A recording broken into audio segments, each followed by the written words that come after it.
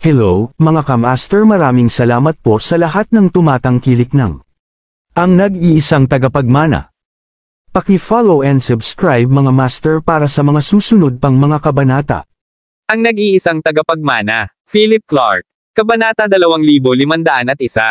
Inasahan ko ito. Bahagyang ngumiti si Philip habang tumingin siya kay Hans at sinabing, alam mo na ang gagawin. Ngumiti ng malapad si Hans. Showing his white teeth, he said, Philip, huwag kang mag-alala. Ako ang pinakamagaling magpahirap sa mga tao. Sisiguraduhin kong ipamoka sa taong ito ang kanyang pagkakamali at magsisi. Tumango si Philip at naglakad papunta sa private exhibition hall sa likod ng venue kasama si Fennel at ang iba pa. Sumunod din si Steven sa likod nila. Bago umalis, tiningnan niya ang kaawa-awang Warwick at walang magawang umiling. Nangyari ang lahat ng ito dahil masyadong mayabang si Warwick. Naabutan ni Steven si Philip at nakangiting sinabi, Mr. Clark, pwede pa ba nating pag-usapan ang cooperation natin? Nilinggan ni Philip si Steven at sinabing, kaya natin, ngunit mayroon akong iba pang mahahalagang bagay na dapat gawin ngayon.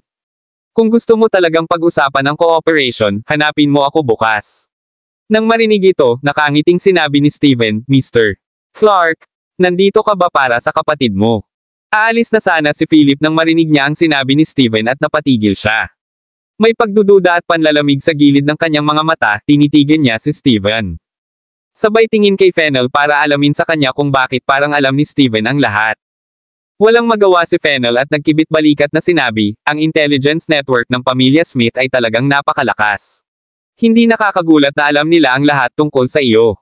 Pagkatapos ng lahat, kinokontrol nila ang halos kalahating network ng intelligence sa kanluran. Nang marinig ito, nakikita ang noo ni Philip. Tumingin siya kay Steven at nagtanong, ano ang alam mo? Ang ngiti ni Steven, kasama ang kanyang tipikal na gwapong western na mukha, ay talagang hindi maarap.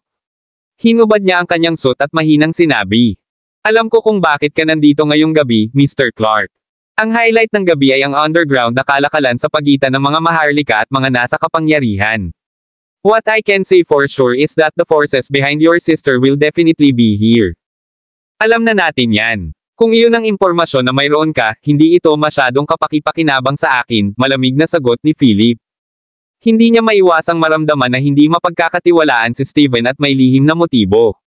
Pagkatapos ng lahat, ang mga aristokrate sa kanluran na nakikibahagi sa propesyon ng katalinuhan ay hindi mapagkakatiwalaan ng buong puso.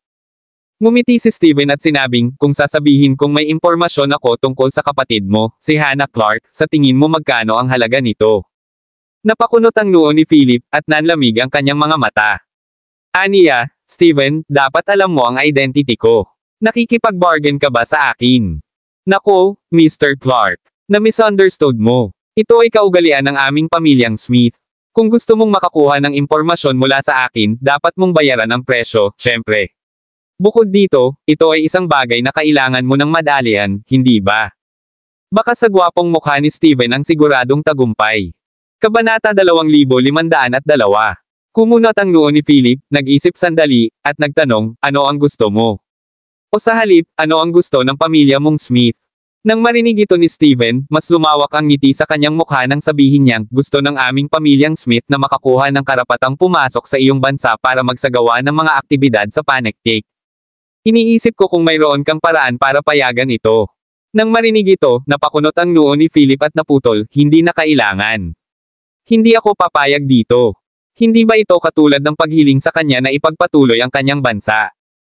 Ang pamilya Smith ay nasa negosyo ng katalinuhan.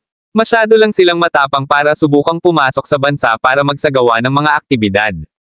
Mukhang inaasahan na ni Steven na tatanggi si Philip at nagpatuloy, Mr. Clark, huwag kang kabahan. Ito ay isa lamang sa mga kondisyon. Dahil hindi ka maaaring sumang-ayon dito, may isa pang kondisyon na sa tingin ko ay maaari mong tuparin. Nag-isip sandali si Philip at nagtanong, ano iyon? Gusto ng pamilya Smith na pumasok sa Nonagon para mag-aral. Makatitiyak ka na ilang elite lang ang pipiliin para dito. Nakangiting sabi ni Steven na tila may kumpiyansa na tiyak na papayag si Philip sa kondisyong ito. Kumunot ang noo ni Philip at nag-alinlangan na nagtanong, dapat mayroon kang sariling pinto sa bansa Y. Bakit mo gustong pumasok sa Nonagon para mag-aral? Nakangiting sabi ni Steven sabay ubo, Mr. Clark, ito ay nagsasangkot ng ilang confidential na isyu ng pamilya Smith. Patawarin mo ako dahil hindi ko nasagot ang tanong mo. Sa sandaling ito, nagsalita si Fennel, hehe, walang karapatan ang pamilya Smith na pumasok sa pinto para mag-aral. Hindi sila kasama ng bansa Y, kaya naghahanap sila ng mga pagkakataon upang matuto sa likod ng iba pang mga pintuan. Nang marinig iyon, naningkit ang mga mata ni Steven. Nilingon niya si Fennel at sinabing, marami kang alam, Mr. Lay. Nagkibit-balikat si Fennel at kumaway, kilala ko si Dune Smith ng pamilya mong Smith. Dune Smith.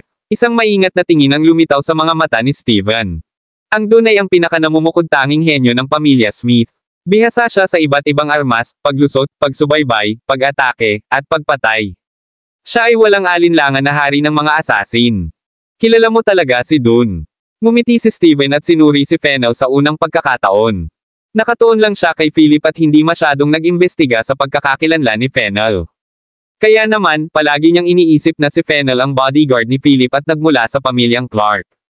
Gayunpaman, ngayon ay tila hindi ito ang kaso. Biglang naisip ni Steven si Hans at iba pang nasa labas. Isang bumbilya ang kumikislap sa kanyang ulo. Sa kaganapan ng pamilya Michael kamakailan, nagsagawa si Steven ng ilang investigasyon.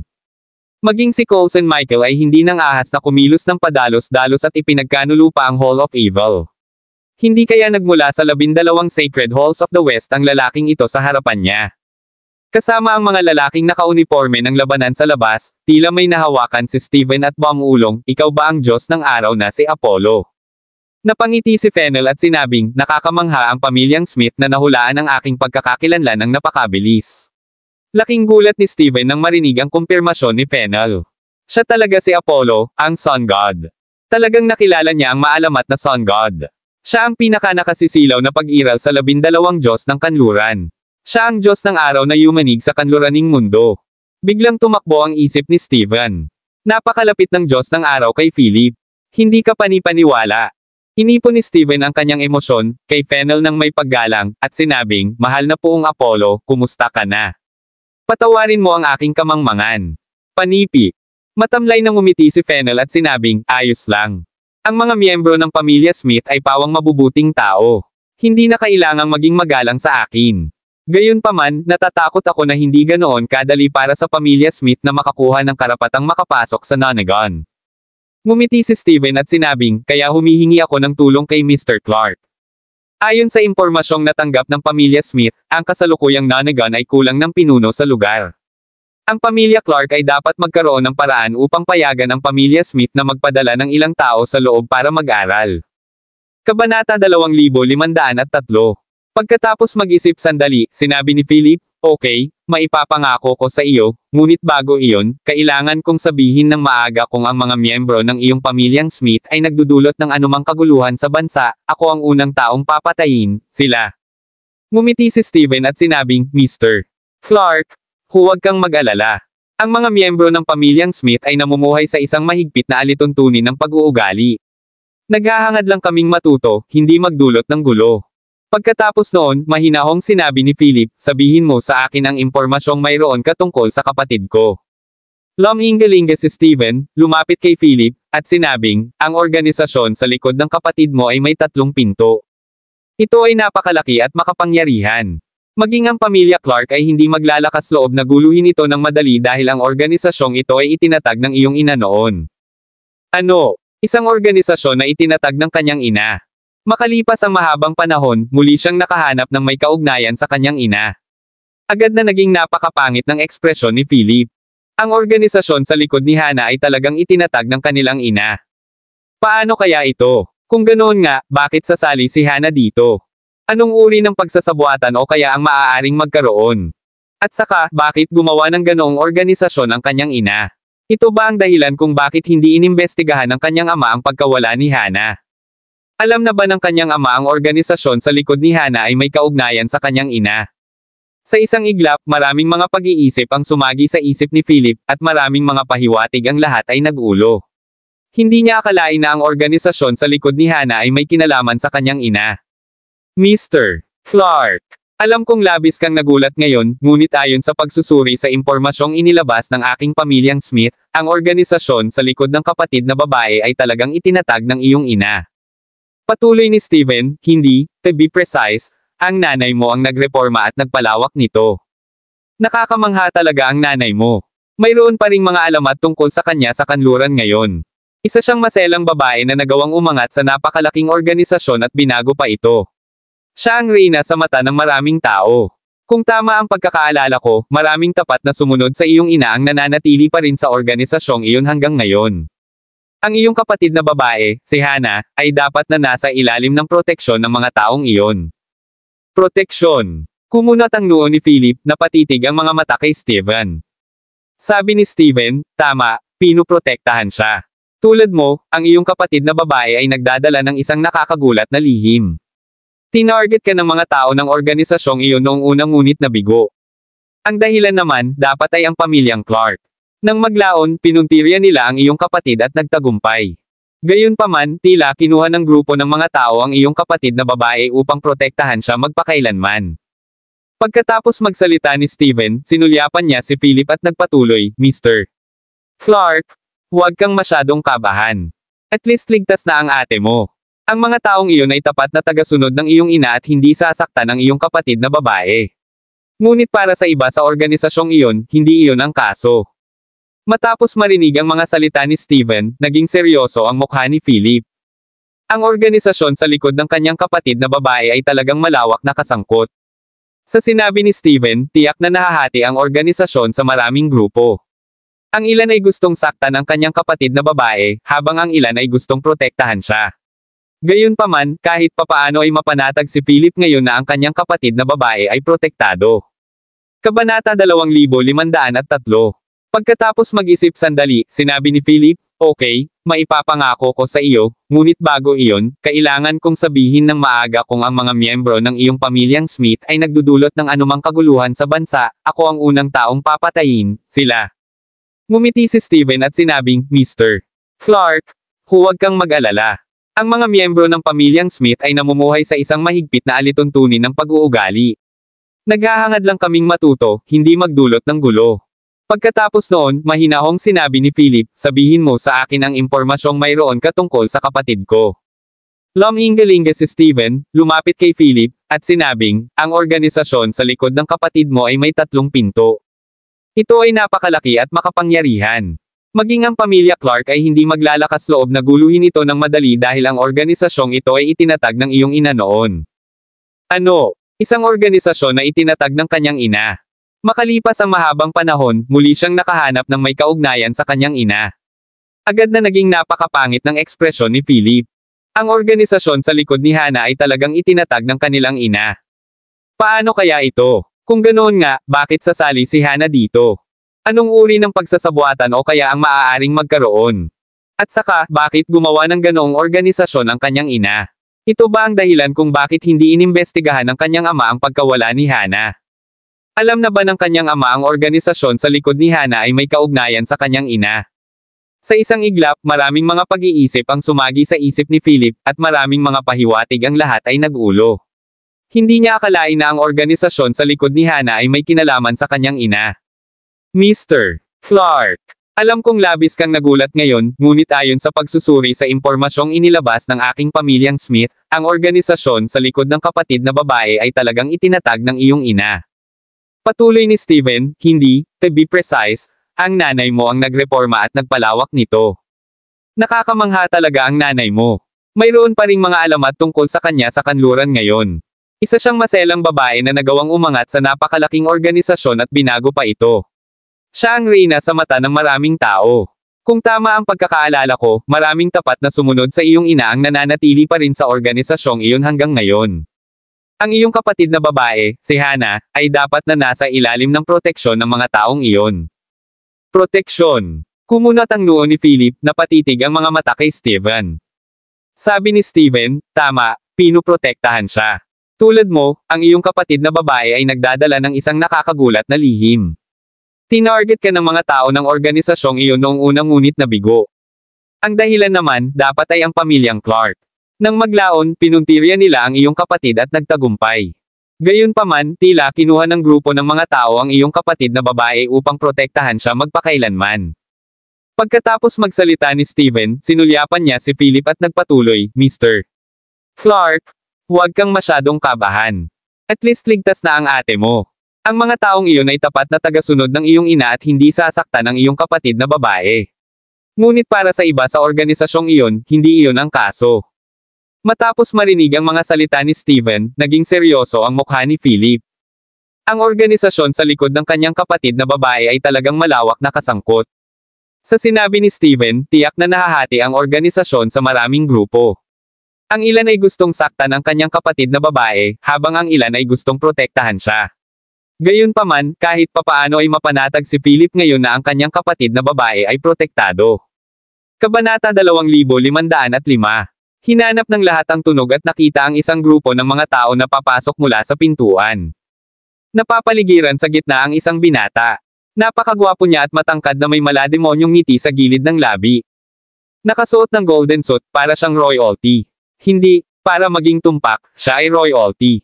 4 na malalaking bodyguard na nakasuot ng itim na suit at salaming pang-araw ay nakatayo sa tabi ng binata, seryosong seryoso. Ito ay maliwanag na hindi sila maaaring guluhin. Sa sandaling lumitaw sila, nakuha nila ang atensyon ng lahat sa loob ng bulwagan. Marami pa ang bumangon at binati sila ng mga ngiti at papuri. Tingnan mo, ito ay Jeffrey Louis the 26th. Royalty siya. Wow! Maging si Louis the 26th ay nandito. Masyadong kapana-panabik ang underground trading na ito. Ang pinakabatang duke ng bansa ay si Jeffrey Louis. Nang marinig ang mga talakayan sa paligid, alam ng maraming tao ang pagkakakilanlan ng gwapong lalaking nakasuot ng gintong suit na papasok sa inner hall sa sandaling ito. Napakarangal, siya talaga ang tagapagmana ng maalamat na pamilyang Louis, si Louis the 26th. Ayon sa mga record ng kasaysayan, ang angkan ay dapat magtapos kay Louis the 19th, ngunit sa katotohanan, ang mga pangalan ng dalawang maharlikang pamilya, sina Louis at Charles, ay ipinasa. Louis the 26th na ngayon. Siya ay ganap na royalty. Siya ay mas marangal kaysa sa isang aristokrata tulad ni Stephen Smith. Siya ang duke. Ayon sa kanluraning aristokrasya, siya ang marangal na may pinakamataas na ranggo. Bukod dito, siya ay isang batang duke. Si Louis the 26th ay pumasok sa loob ng bulwagan na may ngiti at isang hangin ng pagmamataas. Umupo siya sa hilera ng mga pangunahing upuan. Mula sa kanyang hitsura hanggang sa kanyang mga salita at kilo, ganap nilang inihayag ang kanyang kahanjinan. Para bang lahat ng tao dito ay isang inferior existence sa paningin niya. Gayunpaman, nang maupo si Louis the 26th, natural na bumagsak ang kanyang mga mata kay Steven. Isang lamig ang sumilay sa gilid ng kanyang mga mata. Sa bansa Y, ang pamilya Smith at ang maharlikang pamilya ni Louis ay mortal na magkaaway. Bagamat pareho silang namamana na maharlika, ang pamilyang Smith ay mas mababa kaysa kay Louis sa mga tuntunin ng maharlika. Ang pamilya Louis ay walang alinlangan na royalty.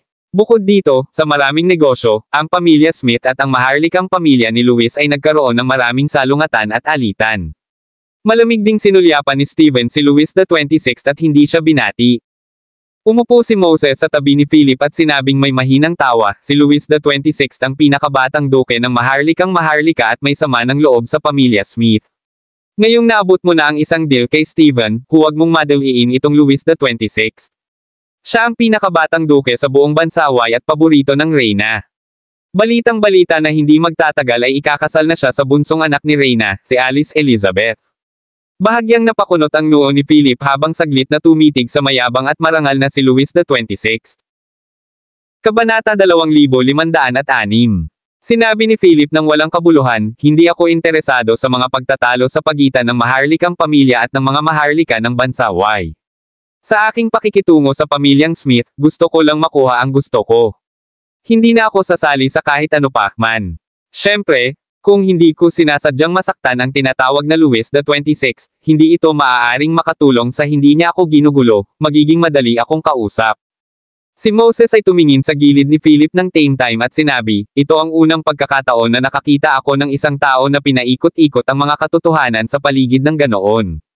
Kung ikaw ay isang madaling pakisamahan, hindi na magiging napakaraming pamilya at negosyo, ang malugi sa mundong ito. Habang nag-uusap sila parang nagdadalawang isip si Steven.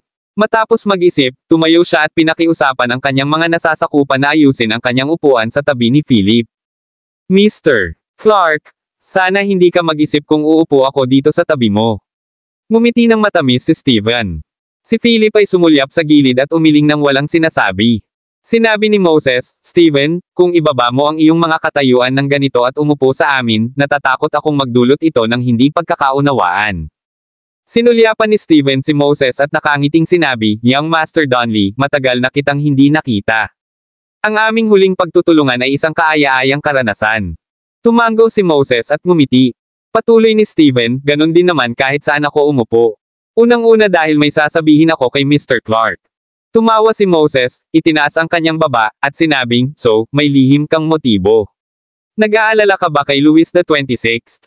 Dumilim ang mukha ni Steven habang sinasabi, he's just a hereditary duke.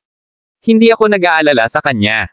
Nagkibit balikat si Moses at hindi na nagpatuloy. Isa pang kaguluhan ang narinig sa pintuan ng inner hall. Sa pagkakataong ito ay isang babaeng nakasuot ng prinsesa. Isang sombrerong may itim na puntes ang nakatikip sa kanyang mukha. Nakasuot siya ng eleganteng puting royal evening dress at may purong puting gauze glove sa kanyang mga kamay. Nakataas ang takong sa kanyang mga paa, at habang naglalakad ay sinusundan siya ng dalawang maid na may magandang figure. Mula sa malayo, ang babaeng ito ay mukhang napakaklase at may magandang figure. Ang kanyang hitsura ay nagpapakita ng isang pakiramdam ng likas na maharlika. Ayan si Alice Elizabeth, ang paboritong munting prinsesa ng reyna. Nako, ang ganda niya parang anghel. Paano siya naging napakaganda? Oh, mahal na Alice. Siya ang anghel na ipinadala ng Diyos para iligtas ako. Isang grupo ng mga lalaki na may iba't ibang edad ang tuwang-tuwa at tuwang-tuwa na makita si Alice Elizabeth sa sandaling ito. Siya ay napakaganda. Lumakad si Alice sa gilid ni Louis the 26th, at humalik ang dalawa sa pisngi sa Western etiquette habang umupo si Alice sa tabi niya. Ang hitsura ng mag-asawang ito ay talagang nagpasigla sa kapaligiran sa loob ng bulwagan. Tila hindi mali ang balitang malapit ng ikasal sina Louis the 26th at Alice. Sa sandaling ito, nakita ni Steven na magkahawak kamay sina Louis the 26th at Alice at muling nag-uusap. Sumili ang lungkot sa kanyang mga mata habang mariin niyang ikinuyom ang kanyang mga kamao. Napansin ni Philip ang pagbabago ng mood ni Steven at nagtanong, naiinis ka ba kay Louis the 26th? Ngumiti si Moses at sinabing, Young Master Clark, si Steven ang matapat sa lapdog ni Alice, ngunit sa kasamaang palad, hindi niya ito pinapansin. Siya at si Louis the 26th ay magkaribal sa pag-ibig, yung mga tipong nag-aaway tuwing nagkikita sila. Kita mo, si Louis the 26th ay nagpapakita sa kanya. Biglang natauhan si Philip at sinulyapan ang mayabang na si Louis the 26th doon na nagkasulyap kay Steven na may mapang asar at nakasisiglang hitsura. Inis na inis si Steven kaya tumalikod na lang siya at nagtanong, ano ang ibig mong sabihin sa lapdog? Ang tanong na ito ay natigilan kina Felipe at Moses. Napaawang din si Vivi Jo at ngumiti sa gilid. Nag-isip sandali si Philip at nagpaliwanag, ito ay isang komplementaryong termino sa silangan. Pinupuri nito ang kabaitan, tiyaga, pagsusumikap na walang hinihinging kapalit, pal-AJN ngunit tahimik na pagbibigay, at marangal na pagkatao. With that said, binigyan din ni Philip si Steven ng thumbs up at tango bilang pagsang-ayon. Nang marinig ito ni Steven, kumislap ang kanyang mga mata habang masayang sinabi, I see. Isa akong lapdog. Kabanata 2507. Pilit nang umiti si Philip at nagkibit balikat. Umiling din si Moses na may malabong ngiti. Si Vivi naman, kumagalpak siya ng tawa at napatigil lang sa pagkaraan ng mahabang panahon. Pagkatapos, palihim siyang lumapit kay Philip at bumulong sa tenga nito, Philip, napakasama mong tao. Natigilan si Philip, pinandilatan si Vivi, at sinabing, I'm a married man. Huwag ka kasing lalapit sa akin. Baka magdulot ito ng hindi pagkakaunawaan. Pinandilatan siya ni Vivi, ngumuso, at bumulong, such a boring old man. Hindi kita papansinin. Maaari mong sundan ang iyong asawa magpakailanman. Umiling si Philip sa loob habang ibinaling ang atensyon kay Louis the 26th. Napakayabang talaga ng lalaking ito. Sa panig na ito, noong si Steven ay natutuwa pa matapos ulitin na siya ay isang lapdog, sabi ni Moses, Steven, kung gusto mong ituloy si Alice, iminumungkahi ko na ipahayag mo ang iyong sarili bilang isang lapdog sa harap ng lahat at ipahayag ang iyong pagmamahal kay Alice. Hindi ba't ang mga kanluraning tulad mo ay nagtataguyod ng kalayaan sa pag-ibig at handang magsakripisyo para sa pag-ibig? Naniniwala ako sa iyo, Steven. Nang marinig ito, napalingon si Steven sa gilid at tumingin kay Moses nang nanlalaki ang mga mata. Tinanong niya, bakit? Ipinaliwanag ni Moses, isipin mo na lang. Kung ipapakita mo ang iyong pagmamahal kay Alice sa harap ng napakaraming tao, makikita ito bilang isang gawa ng katapangan. Makikita ka bilang isang tunay na lalaki sa mata ng mga babaeng kanluranin. Tingin ko siguradong mag-alaw si Alice. Natahimik sandali si Steven. Ibinaling ni Philip ang kanyang ulo at inikat ang kanyang mga mata kay Moses, na sinenyasan siyang huwag guluhin ang mga bagay-bagay. Kukumbinsihin pa lang niya si Steven na pinaglalaroan lang siya ni Moses nang tila nakita ni Steven ang liwanag sa dulo ng lagusan. Puno ng pananabik ang kanyang mukha habang sinasabi, "Young Master Donley, tama ka. Gusto kong maging matapang. Gusto kong gawin ito para sa pag-ibig." Pagkasabi nun, tumayo bigla si Steven. Ang maraming pagkilos ay nakakuha ng atensyon ng tao sa loob ng bulwagan. Sina Louis Xby at Alice Elizabeth ay nakatutok sa kanya. Ang pagkakita sa kanya ni Alice ay nagpatibay ng lakas ni Steven para sa kanyang susunod na aksyon. Sa harap ng lahat, lumapit si Steven kay Alice at yumoko. Ibinalik ni Alice ang curtsy. Si Louis XXVI naman ay naiirita at pinandilatan ng mata si Steven. Mataimtim niyang sinabi, "Steven, anong ginagawa mo?" Inayos ni Steven ang kanyang suit at malamig na sumulyap kay Louis XXVI. Pagkatapos ay tumingin siya kay Alice ng taos puso at sinabing, "Alice, ako ang tapat mong manliligaw, ang iyong lapdog. Mahal kita at nais kong ipahayag ang aking paghanga sa iyo. Kahit alam kong wala kang interes sa akin, hindi ako susuko. Hanggat hindi ka kasal ni Louis, liligawan kita. Gagamitin ko ang mga aksyon ko para patunayan na mas bagay ako sa iyo kaysa kay Louis XXVI. Hihilingin ko rin sa aking ama na makipagkita kay Reyna at hingin ang iyong kamay sa kasal." Kabanata 2508. Swoosh! Agad na tumahimik ang buong bulwagan. Ito ay masyadong kapanapanabik. Talagang ipinahayag ni Steven ang kanyang pagmamahal kay Alice Elizabeth sa publiko at sa harap ni Louis XXVI. Sa eksenang ito, maraming tao ang naglabas ng kanilang mga mobile phone at ni-record ang pasabog na kaganapang ito. Pagkatapos ay ipinost nila ito sa kani-kanilang mga online social platform at grupo. Sa isang iglap na puno ng balita ang internet tungkol kay Steven. Pasabog na balita. Si Lapdog Steven ay matapang na nag-propose kay Princess Alice. Masyadong galit si Louis XXVI para sa mga salita.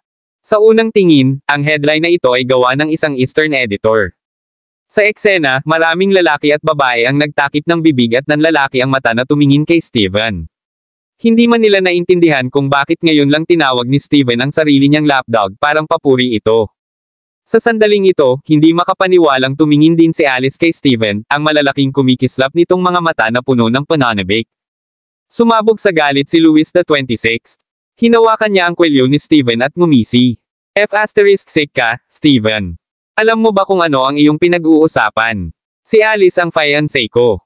Kaya lang niya akong pakasalan. Viscount ka lang. Anong karapatan mong makipagkompetensya sa akin? Pagkatapos sumigaw, itinulak ni Louis XXVI si Steven, namumula ang kanyang mga mata sa galit. Nilinggan niya si Alice na humahanga kay Steven at sinabing, "Alice, huwag kang magpapaloko sa kanya. Isa lang siyang Viscount, habang ako naman ang bantog na Louis XXVI, isang duke. Sa mundong ito, walang mas karapat-dapat sa iyo kaysa sa akin." Nabalik si Alice sa realidad ng mga salita ni Louis XXVI. Humingi siya ng tawad kay Steven at sinabing, "Viscount Steven, natutuwa akong naipahayag mo ng direkta ang iyong pagmamahal sa akin. Sana ay makarinig ako ng magandang balita tungkol sa iyo sa lalong madaling panahon." Ang pangungusap na ito ay naglalaman ng maraming impormasyon. Binigyan nito ng kaunting pag-asa si Steven. Ang isang lapdog ba ay sa wakas ay pupunta sa nararapat na lugar.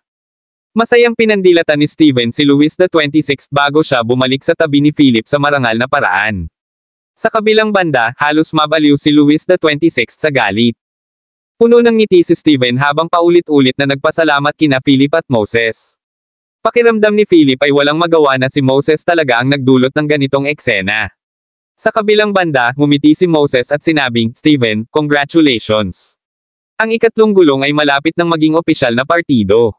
Third wheel. Natarante si Steven ngunit naunawaan kaagad ang kahulugan at sinabing, "Naiintindihan ko. Ito ay dapat na isang papuri din sa silangan."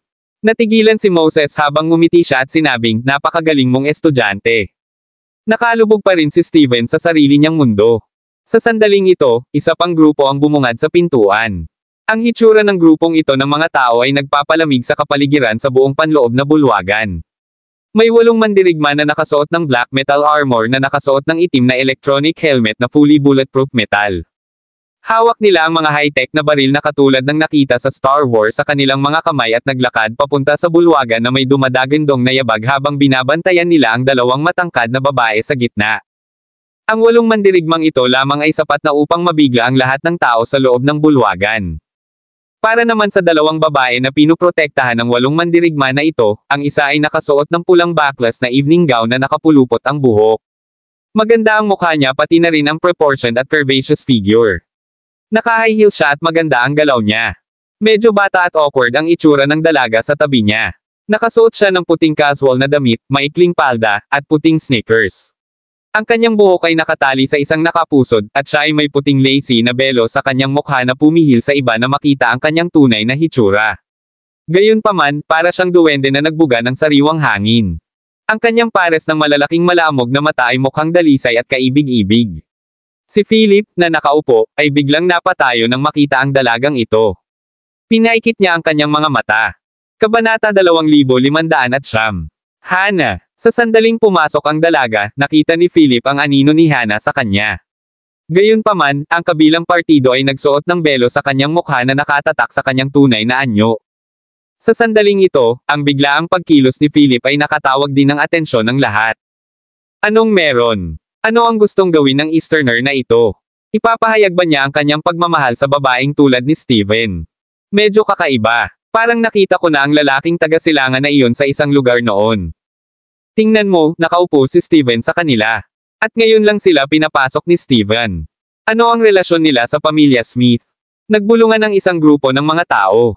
Maging si Louis the 26th, na nakaupo at nagpapaliwanag ng kung ano-ano kay Alice Elizabeth, ay naakit sa mga kinikilos ni Philip. Ang kanyang madilim na asul na mga mata ay kumikislap ng kainahinala at malamig habang nakatitig kay Philip. Pagkatapos, sinulyapan niya si Steven sa gilid ni Philip at nagngangalit ang mga ngipin sa loob. Natural na tumingin din kay Philip ang bunsong prinsesa ng reyna, si Alice. Gayunpaman, hindi napigilan ang kanyang tingin habang tumingin kay Steven at ngumiti. Natuwa si Steven nang makita niyang nakangiti sa kanya si Alice. Bagamat hindi niya alam kung bakit biglang tumayo si Philip, tiyak na may dahilan. Hindi kaya nagustuhan ni Philip ang babaeng kakapasok lang. Sa sandaling ito, ibinoling ni Fennel, Vivi, at Moses ang kanilang atensyon kay Philip. Naintindihan agad ni Fennel ang intensyon ni Philip. Sa karaniwang panlalamig sa kanyang mga mata, tinitigan niya ang 8 bodyguard na mukhang stormtroopers habang papasok sila kasama ang isang babaeng nasa edad 30 na nakasuot ng pulang backless na evening dress. Natural na nakatawag din ng atensyon ng grupo ng mga tao ang mga kilo ni Philip. Malamig na tumingin kay Philip ang babaeng naka-red evening dress gamit ang hugis almond na mga mata at buwang ulong sa tenga ng babaeng nakatalukbong sa tabi niya. Ang babaeng nakatalukbong ay lumingon sa paligid at tumingin kay Philip nang may kainahinala sa kanyang malalaking matingkad na mga mata. Nakangiting naglakad siya papunta sa upuan nila at umupo. Nasa hanay ito ng mga pangunahing upuan. Bukod dito, ang kanilang mga upuan ay mas malapit kaysa sa iba. Ang kanilang katayuan ay mas mataas kaysa kay Louis the 26th. Pagkakita ng dalawang babae sa upuan, pangit at nagtataka ang ekspresyon ni Philip. Kabanata 2510. Boses ni Vivi ang nanggaling sa likuran. Philip, anong problema? Pinipigilan ni Philip ang kanyang emosyon ngunit hindi mapakali. Huminga siya ng malalim, at saglit na bumagsak ang tingin niya sa babaeng nakatalukbong. Ito ay isang napakakakaibang pakiramdam. May malinaw na anino ni Hana sa babaeng ito, ngunit ang mga mata ng kabilang partido ay parang ngayon lang niya ito nakita sa unang pagkakataon. Puno ng pag-aalinlangan at bakas ng gulat ang kanyang tingin. Ngayon pa lang ay nakita niya si Philip ay nahihiyang iiwas ang ulo ng babaeng mukhang dalaga. Paminsan-minsan ay sisilip lang siya kay Philip gamit ang malalaking mata nito. Para siyang isang batang babae na bagong pasok sa lipunan at nakikiusyoso sa lahat. Umupo muli si Philip, nakaramdam ng sobrang galit. Tanong ni Fennel, so, siya ba? Hindi makatiyak si Philip. Umiling siya bago muling tumango. Hindi ko alam. Kitang-kita ko ang anino ng kapatid ko sa kanya, pero sinasabi sa akin ng mga mata niya na hindi niya ako kilala. Hindi dapat ganito. Anong nangyari? Sa sandaling marinig ito ni Fennel, alam niya na ang mga bagay ay nakakalito. Tumingin siya sa babaeng nakatalukbong at sinabing, medyo kamukha niya ang kapatid mo. Ayon sa impormasyong ibinigay mo sa akin tungkol sa iyong kapatid na babae at mula sa kung ano ang aking nakita sa nakaraang taon, ang babaeng ito ay 60 hanggang 70% na katulad ng iyong kapatid, ngunit may ilang pagkakaiba din. Talagang. Bago pa matapos magsalita si Fennel, biglang tumayo si Philip. Sa pagkakataong ito, sa harap ng lahat, lumapit siya sa dalagang may puting belo. Natigilan din si Fennel, hindi inaasahan na ganito ang gagawin ni Philip. Sa gulat na tingin ng lahat, humakbang si Philip papunta sa dalaga tulad ng ginawa ni Steven kanina. Nang makita ito, naikuyom ni Steven ang kanyang mga kamao at biglang sumigaw. Mr. Clark, naniniwala ako sa'yo. Kaya mo yan. Magaling ka ding lapdog. Sige, third wheel. Nang marinig ito, nagdilim ang mukha ni Fennel, Moses, at Vivi. Tumahimik ka. Bigla na lang nagalit silang tatlo kay Steven at pinagalitan. Napailing si Steven sa saway na ito, nalilito. Sa na ito, naglakad si Philip papunta sa dalagang nakasuot ng puting belo. Medyo awkward ang babae habang nakatingin sa matangkad at gwapong si Philip na naglalakad palapit sa kanya. Bago pa siya makapag-react, ang dalawang bodyguard na mukhang stormtrooper sa kanyang tabi ay humakbang pasulong at inabot para pigilan si Philip 2 metro ang layo. Excuse me, sir. Please wag kang lalapit, sabi ng isa sa mga bodyguard sa malamig na boses gamit ang itim na electronic helmet. Ang boses ay tao, hindi isang makina. Kumunat ang noo ni Philip at sinulyapan ang mga guard na mukhang stormtroopers. Napunta ang kanyang mga mata sa mukhang awkward na babae sa likod nila, at sinabi niya, Hana. Natarantang tinitigan ng dalaga si Philip habang umiling at sinabi sa boses na kasing tamis ng Lark, I'm sorry, you have the wrong person. Hindi Hannah Clark ang pangalan ko. Ang pangalan ko ay Susan Stark. Maaari mo akong tawaging Sue sa madaling salita. Pagkasabi noon ay baka sa mukha ng dalaga ang gulat. Susan Stark. Kumunat ang noo ni Philip. Sa malapit na pagmamasid, talagang nakikita niya ang mga bakas ni Hannah sa dalagang ito. Sinubukan niyang lumapit. Gayunpaman, itinutok ng dalawang gwardya ang kanilang mga baril sa dibdib ni Philip at malakas na sumigaw, mangyaring tumalikod. Maraming tao sa inner hall ang natakot sa eksenang ito. Ang isang away ba ay sumiklab sa unang senyales ng hindi pagkakasundo. Lumabas din si Fennel sa sandaling ito. Lumakad siya at tumayo sa gilid ni Philip, handang kumilos. Napakunot noo ni Moses sa sitwasyong ito at napabuntong hininga. Tumayo rin siya bilang pagpapakita ng suporta kay Philip. Matagal na pinagmamasdan ni Steven ang nagngangalit na mga ngipin bago tumayo din. Nang makita ang eksenang ito, mas naging excited ang mga mata ni Alice. Medyo malamig ang mukha ni Philip. Sinulyapan niya ang mga gwardya na may mga baril na nakatutok sa kanya at malamig na sinabi, gusto kong makipag-usap sa dalagang iyon. Excuse me, pero walang sasabihin sa iyo si Sue, Mr. Clark. Sa sandaling ito, bumangon ang napakarilag na babae sa pulang evening gown na nakaupo sa tabi ni Susan at pinag-cross ang kanyang mga braso na may ngiti sa kanyang bibig. Ang kanyang nag-aalab na mapupulang labi ay nagpapakita ng isang pakiramdam ng panganib. Kilala mo ba ako? Kumunat ang noo ni Philip at nagtanong. Ngumiti ang babae at sinabing, of course, I do. Kung gusto mong malaman ang tungkol sa kapatid mo, mas mabuting hayaan mo na lang. Wala ang kapatid mo ngayong gabi. Kabanata 2511. Nang marinig ang mga salita ng babae, nagdilim ang mukha ni Philip ng saglit na gumagala ang mga mata sa pagitan ni Susan at ng babae. Pagkatapos, medyo yumuko siya at sinabing, excuse me.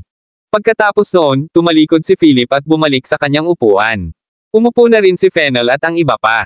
Steven, hindi mo ba sinabi na may impormasyon ang pamilya mong Smith tungkol sa organisasyong iyon? Kilala mo ba yung dalawa? Nag-isip sandali si Philip at nagtanong. Ngumiti si Steven, umiling, at sinabing, Mr. Clark, ang pamilyang Smith ang nakakaalam ng ilang impormasyon tungkol sa organisasyong iyon, hindi ako. Wala akong masyadong alam sa kanila. Karamihan sa impormasyon ay nasa aking ama. Ewan ko ba sa kanilang dalawa. Gayunpaman, tulad ng nakikita mo, ang 8 gwardya na iyon ay hindi simpleng mga karakter. Ang baluti na suot nila ay bawat hindi bababa sa 3 milyong set. Ito ay dapat ang pinaka-advanced at makapangyarihang set ng armor sa kasalukuyan na may napakahusay na depensa. Hinding interesado si Philip sa paliwanag ni Steven sa mga hindi gaanong mahalagang bagay. Nanatili ang mga mata niya kay Susan at sa kaakit-akit na babae sa tabi niya. Ilang beses na itinaas ni Susan ang kanyang mga mata at sinalubong niya ang tingin ni Philip na parang isang munting kuneho na ikinagulat niya. Nagmamadali siyang umiwas ng tingin. Naiinggit si Vivi at ngumuso. Philip, hindi mo yan kapatid. I'm afraid it's impolite for you to stare at a young woman like that. Nang marinig ang sinabi ni Vivi, binawi ni Philip ang kanyang tingin, at bumalik sa normal ang kanyang ekspresyon. Kung sinabi ng babaeng iyon na wala rito ang kanyang kapatid, saan kaya ito? Bukod dito, kilala siya ng kabilang partido at hindi ito itinago. Habang iniisip ito ni Philip, isang matambok na lalaking nasa katanghaliang gulang ang pumasok sa pintuan. Nakasuot siya ng navy blue suit at salamin. Mayroon din siyang blonde na buhok. Mukhang siya ang host ng event ngayong gabi. Isang matangkad at sexing babae ang nasa tabi niya, nakasuot ng mahabang backless dress na may mababang neckline. Napakaganda ng kanyang figure. Lahat ng lalaki sa venue ay naakit nang makita nila ang babae, at ang kanilang mga mata ay kumikislap sa katakawan. Pumasok ang lalaki at babae sa inner hall na sinundan ng 4 na matataas na bodyguard na may sunglasses sa likod. Walang ngiti ang mga mukha nila at napakaseryoso. Matapos silang magpakita, opisyal na isinara ang pinto ng inner hall. Napatay din ang mga ilaw sa bulwagan, naiwan lamang ang mga ilaw sa gitnang entablado. Ang buong panloob na bulwagan ay medyo madilim. Mga binibini, maligayang pagdating sa bola ngayong gabi. Ako ang dati mong kaibigan na si Vic, at muli akong magiging host ngayong gabi. Tawa ng tawa ang blonde na matambok na lalaki. Umalangaw-ngaw ang bulwagan ng palakpakan. Kaagad pagkatapos, ngumiti si Vic at sinabing, "I'm sure everyone would like to know the theme of tonight's event. Hayaan mong bigyan kita ng maikling pagpapakilala." Habang nagsasalita ang sexing babae sa tabi niya ay kumuha ng isang crystal tray sa bodyguard sa likod nila. Sa tray ay isang asul na likidong reagent sa ilalim ng liwanag, ang asul na reagent ay kumikinang na may kakaibang asul na glow. Nakangiting sabi ni Vic, "Everyone must be familiar with this." Oo, ito ang kakanyahan ng buhay, ngunit ito ang evolusyonaryong bersyon, ang kakanyahan ng buhay no. 4. Sa matibay na aktibidad sa pagbabagong buhay ng cell, maaari nitong maantala ang proseso ng pagtanda ng katawan sa loob ng 15 taon at palakasin din ang katawan ng tao. Higit sa lahat, ang kakanyahan ng buhay number 4 na ito, ay makakatulong sa pagbuo ng potensyal ng katawan upang ang sinuman ay maging isang henyo na pumasok sa pinto.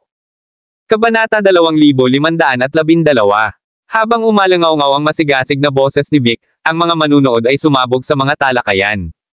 Diyos ko! Ito ang esensya ng buhay number 4 na maaaring makapagpabagal sa proseso ng pagtanda sa loob ng 15 taon. Dapat makuha ng pamilya Marquez ang bagay na ito. Ipaalam ka agad sa pamilya. Gaano man karaming pera o kung anong mali ang kailangan, dapat nating makuha ang esensya ng buhay no. 4. Sa ilang sandali, ang mga mukha ng lahat ay puno ng kumpiyansa habang sila ay determinadong makuha ang esensya ng buhay no. 4. Tanging ang partido ni Philip lamang ang mukhang medyo hiwalay. Ang kakanyahan ng buhay no. 4. Medyo natarante si Philip. Kung tama ang pagkakaalala niya, ang pinakamataas na grade essence ng buhay sa Nonagon ay level 3, kaya bakit nagkaroon ng number 4 dito? Posible kayang ang organisasyon sa likod ng kabilang partido ay lumayo ng isang hakbang kaysa sa Nonagon. Sa pag-iisip na iyon, nilingan ni Philip si Fennel, na umiling at mahinang nagsabi, ang bagay na ito ay hindi karapat-dapat na paniwalaan. Ang pananaliksik sa kakanyahan ng buhay sa ating bansa ay umabot lamang sa 3 antas, ngunit ang number 4 ay lumitaw na dito. Parang hindi tama. Nang marinig ang mga salita ni Fennel sa sandaling ito, ngumiti si Steven at sinabing, Panginoon Apollo, maaaring hindi ka maniwala, ngunit itong asensya ng buhay no. 4 ang tunay na pakikitungo. Gayunpaman, ayon sa impormasyong natanggap ng pamilya Smith, ang hitsura nito ay kakadevelop pa lang at hindi pa masyadong matatag. Sa kabila nito, ang mga resulta ng R&D ay higit pa sa sapat. Kung tutuusin, para sa mga taong ito na walang gaanong alam, ang gumagawa ng maantala ang pagtanda sa loob ng 15 taon ang nakikitang tukso para sa kanila. Higit pa rito, maaari rin itong bumuo ng potensyal ng katawan ng tao, na hindi man lang pinag-isipan ng maraming tao. Pagkatapos ay ngumiti si Philip at nagtanong, bibili ka ba? Tumawa si Steven at sinabing, bakit hindi? Gayunpaman, ang gayong kayamanan ay maaari lamang mapanalunan ng pinakamataas na bidder, kaya kailangan muna nating pakinggan ang mga kondisyon na iniharap ng kabilang partido. Nagdilim ang mga mata ni Philip habang nakatingin kay Vic, ang host. Sa sandaling ito, napansin ni Vic ang pagkasabik ng mga tao at ngumiti ng matamis. Umubo siya bilang hudyat para sa lahat na itigil ang talakayan ngayon at sinabing, naniniwala ako na dapat pamilyar ang lahat sa mga patakaran ng ating transportasyon. Ngayon, ang aking amo ay naglagay ng 2 kinakailangan. Hanggat matutugunan ng sino man ang 2 pangangailangang ito, ang kakanyahan ng buhay number 4 na ito ay pag-aari ng taong iyon. Vic, sabihin sa amin ang tungkol sa 2 kinakailangan. Tama, Vic. Itigil ang pagpalo tungkol sa Bosch. Naghihintay ang lahat. Ilang sandali pa ay napabulalas na naman ang lahat. Ngumiti si Vic, itinaas ang isang daliri, at sinabing, una, $1 bilyon. Pagkasabi noon ay nilaibot ng kanyang mga mata ang mga tao. Karamihan sa mga taong naruroon ay mula sa mayayaman at makapangyarihang pamilya.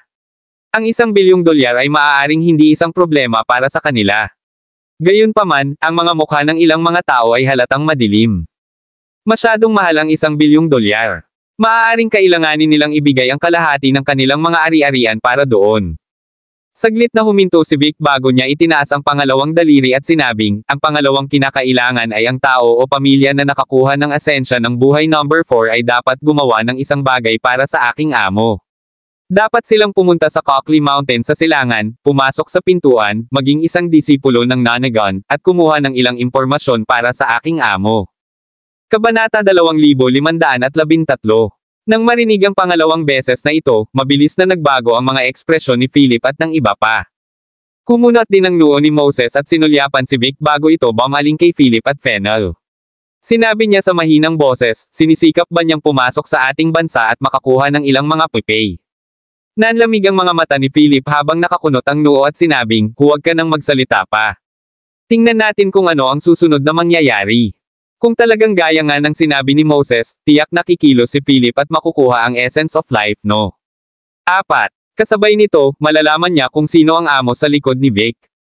Ang sino mang nang-ahas na magkaroon ng anumang intensyon patungo sa Cockley Mountain ay dapat sirain. Natahimik ang lahat sa loob ng bulwagan pagkatapos ng mga salita ni Vic. Tahimik silang nagsalita sa isa't isa.